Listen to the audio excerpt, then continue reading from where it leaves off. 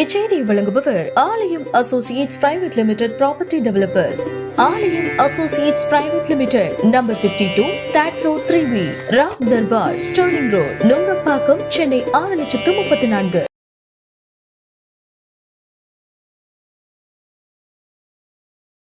வாராய் நீ வாராய், போகுமிடம் வெகு தூரம் இல்லை, நீ வாராய். அதுதான் இது. இந்த படம் போகுமிடம் வெகு தூரம் இல்லை. இந்த படத்தை இப்போ பார்த்துட்டு வரான். கதாநாயகனாக விமல் நடிச்சிருக்காரு. கதாநாயகனுக்கு நண்பராக, நண்பர்னு சொல்ல முடியாது, ஒரு கதாபாத்திரம் அதில் வந்து கருணாசன் நடிச்சிருக்காரு. அவ்வளவு பிரமாதமான நடிப்பு. எனக்கு தெரிஞ்சு கருணாசன் அவர்களுக்கு இந்த படத்தில் கண்டிப்பாக அவார்டு கொடுக்கறது நிச்சயம். ஏன்னா அந்தளவுக்கு ஒரு பர்ஃபார்மன்ஸ் பண்ணியிருக்காரு. அதில் வந்து ஒரு டைலாக் ஒன்று அடிக்கடி வருது. என்னன்னாக்கா, ஒரு நாடக கலைஞராக, கூத்து கட்டுற கலைஞராக கருணாசன் நடிச்சிருக்காரு. அவர் வந்து அடிக்கடி சொல்கிறாரு, அன்னியன் படத்தில் விக்ரம் வந்து 3 கெட்டப்பில் வருவார், நான் 5 கெட்டப்பில் வருவேன் அப்படின்ட்டு. அப்படி திரும்பி அப்படி வராரு, வா அப்படின்றாரு. கேட்டாக்க ஆச்சரியம், ஓ அப்படின்னு அழுகுறாரு. அது வந்து அழுகை. இப்படிலாம் பண்ணி பண்ணி பண்ணி தேட்டரில் உள்ளவங்க எல்லாரையும் கிளாப்ஸு. அவர் வந்து, நான் கதையை சொல்லாமனான்னு தெரியல, கிளைமேக்ஸில் படம் முடிஞ்சதுக்கப்புறம் யாருமே எழுந்து வெளியே வரல, சீட்லேயே உட்காந்துட்டு அப்படியே பார்த்துட்ருக்காங்க. அந்த அளவுக்கு ஒரு ரொம்ப கட்டி போட்டிருக்கு. படத்தோட மியூசிக் டைரக்டர் ரகுநந்தன் சார். அவர் இதுக்கு முன்னாடி நான் அவரோட படம் அயோத்தி பார்த்தேன். அதில் வந்து எப்படி ஒரு வெளியில் வரும்போது மனசு ஒரு இறுக்கமாக இருக்குமோ, அதே மாதிரி ஒரு இறுக்கமான ஒரு ஃபீலிங்கை கொடுத்துருக்காரு மியூசிக் டைரக்டர். அவருக்கும் என் மனமார்ந்த வாழ்த்துக்கள். இந்த படத்தில் எல்லா கதாபாத்திரமுமே எல்லாருமே பக்காவாக நடிச்சிருக்காங்க. அது நம்ம படம் பார்க்கும்போது பொதுவாகவே உங்களுக்கே தெரியும், கூல் சுரேஷ் ஒரு ரிவ்யூ கொடுக்க வந்தானா டேய் அப்படி தான் கத்துவேன். அது பார்த்துருப்பீங்க, ஏய் ஊய் ஆய் அப்படின்னு கத்துவேன். ஆனால் இப்போ அந்த மாதிரி கத்த முடியல. ஏன்னா அவ்வளோ ஒரு ஃபீலிங். படம் வந்து அப்படியே நெஞ்சை நக்கி வெளியில் வரும். அது படத்தோட இயக்குனர் ஏதோ மைக்கேல் ராஜான்னு போட்டிருக்கு. அவர் இங்கே வந்திருக்காரான்னு தெரியல. சார் மைக்கேல் ராஜா சார், உங்களுக்கு என் மனமார்ந்த வாழ்த்துக்கள். தயாரிப்பாளர் சிவா அவர்கிட்ட வந்து ஏதோ ஒரு பேட்டியில் பார்க்கும்போது அவர் சொன்னார், நான் ஏற்கனவே ஒரு படம் எடுத்தேன், அந்த படத்தினால எனக்கு வந்து பயங்கர நஷ்டமாயிடுச்சு அப்படின்னாரு. ப்ரொடியூசர் சார் கவலைப்படாதீங்க, கண்டிப்பாக நீங்கள் விட்டதை பிடிக்கிறது இந்த படம் கண்டிப்பாக உங்களுக்கு கை கொடுக்கும், மறந்துடாதீங்க. வாராய் நீ வாராய், போகுமிடம் வெகு தூரம் இல்லை, நீ வாராய் அப்படின்னு சொல்கிற அளவுக்கு இந்த படம் வந்து, இந்த படத்தில் எல்லா கேரக்டருமே பக்காவாக நடிச்சிருக்காங்க. உதாரணத்துக்கு வாமா, உங்கள் பேர் என்னம்மா? பிரீத்திகா. இந்த தங்கச்சி அற்புதமாக நடிச்சிருக்காங்க. ஒரு 2-3 சீன் தான் வருவாங்க, ஆனால் அந்த சீனு மனசில் அப்படியே நிற்கும். உங்களுக்கு ஒரு காதலன்னா ஒருத்தர் நடிச்சிருக்காருல, அவரும் நல்லா பக்காவாக நடிச்சிருக்காரு. இயக்குனர் அவர்களே, தயாரிப்பாளர் அவர்களே, என்ன மாதிரி ஆளுங்களுக்கு வாய்ப்பு கொடுக்காட்டியும் பரவாயில்ல, இந்த தங்கச்சி மாதிரி ஆளுங்களுக்கு வாய்ப்பு கொடுங்க. ஏன்னா இந்த படம் பார்க்கும்போது இந்த பொண்ணு வந்து ஒரு அழுகுற சீன்லாம் வரும், அப்படி கதறி அழுதுருக்கு. வாழ்த்துக்கள்மா, வாழ்த்துக்கள், மெல்மேலும் வளர வாழ்த்துக்கள். அதே மாதிரி இந்த விஜய் டிவி தீபான்னு இருக்காங்கல்ல, அந்த குண்டா ஒரு அம்மா இருப்பாங்கள்ல, அந்த அம்மா உண்மையிலேயே ஒரு இலவு விழுந்தாக்க அந்த இலவுல எப்படி அழுவோமோ அவ்வளவு பக்காவாக அவங்க வந்து அழுது அப்படி நடிச்சிருக்காங்க. அவர்களுக்கும் என் மனமார்ந்த வாழ்த்துக்கள். மொத்தத்தில் போகும் இடம் வெகு தூரமே இல்லை, உங்கள் பக்கத்தில் தான் இருக்குது. படத்தை வந்து பாருங்கள், என்ஜாய் பண்ணுங்க. சரிங்களா? சூப்பர்.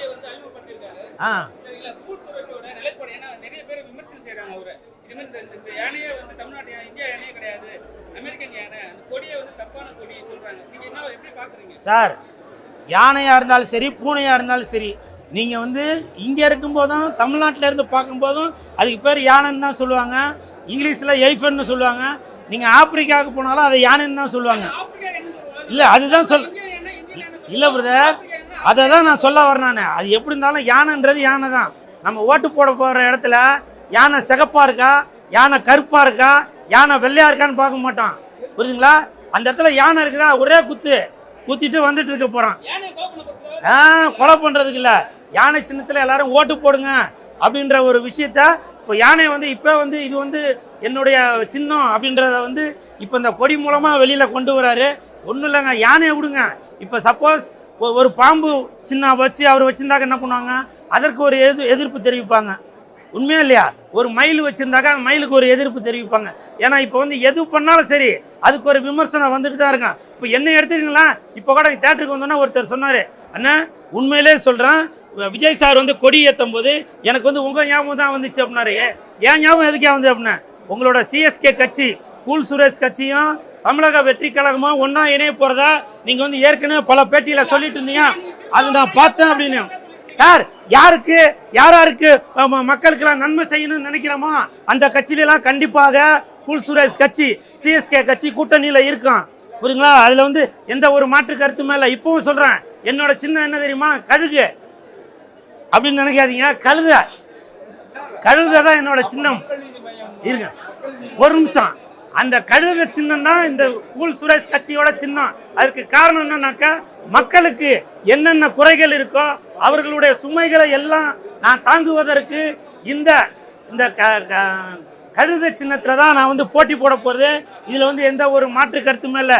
ஏன்னா கழுதை அப்படின்னாலே எல்லார் வீட்டு வாசல்லையுமே வச்சுருப்பாங்க, என்னென்னு என்னை பார் யோகம் வரும் அப்படின்னு. கழுத முகத்தில் முழிச்சிட்டு போனால் நல்லது நடக்கும்னு சொல்லுவாங்க.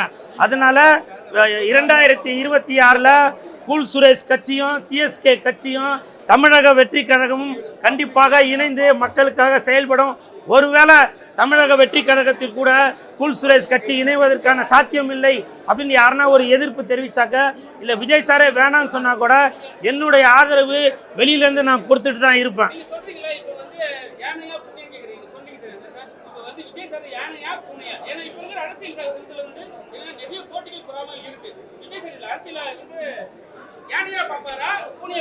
அவரோட பலம் யானை மாதிரி இருக்கும், அவரோட சிந்தனைகள் எல்லாம் பூனை மாதிரி இருக்கும். ஏன்னா சில இடத்துல பூனை மாதிரி போய் வேலை பார்த்தாதான் வேலை நடக்கும், சில இடத்துல யானை மாதிரி பலமா இருந்தாதான் அந்த வேலை நடக்கும்.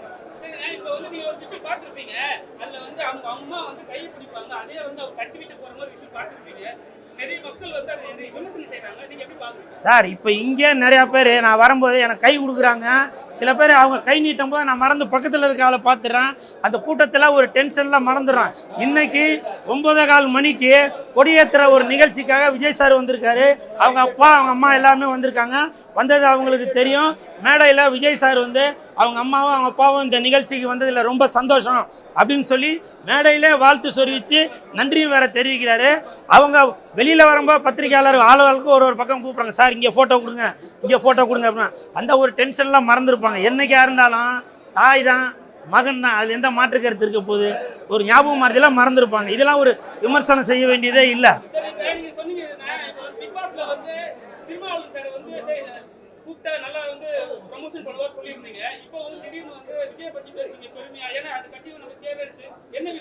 சார் இல்லை சார், என்னை பொறுத்த வரைக்கும் மக்களுக்கு நல்லது செய்வதற்காக யார் வராங்களோ அவங்க கூட கண்டிப்பாக கூல் சுரேஷ் கட்சி இணையும்.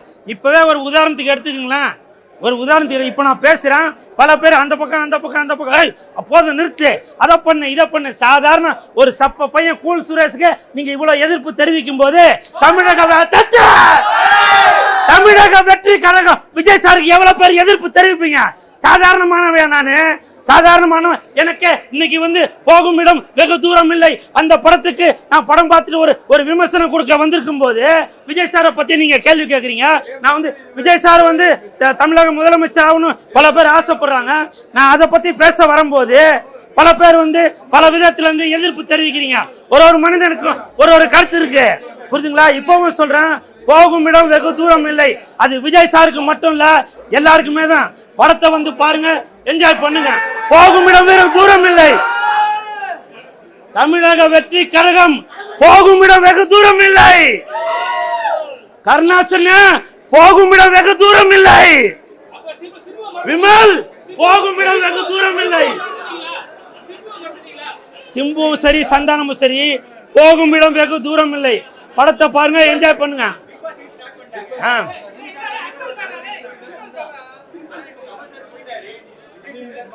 கமல் சார் போயிட்டாருன்னு மொட்டையா சொல்லாதீங்கப்பா.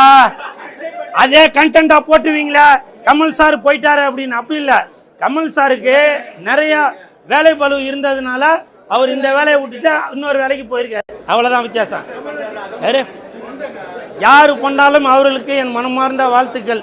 புரியுதுங்களா? அது ஒரு பிக் பாஸ்ண்டு, அது ஒரு பொழுதுபோக்கு நிகழ்ச்சி, அவ்வளோதான். அது வந்து பெருசாக எடுத்துக்கிட்டு இதில் உள்ளதான் உண்மையாக இருப்பாங்க போல அப்படின்னு சொல்லி எதுவும் நினைக்க வேணாம். சரிங்களா? போகும் இடம் வெகு தூரம் இல்லை.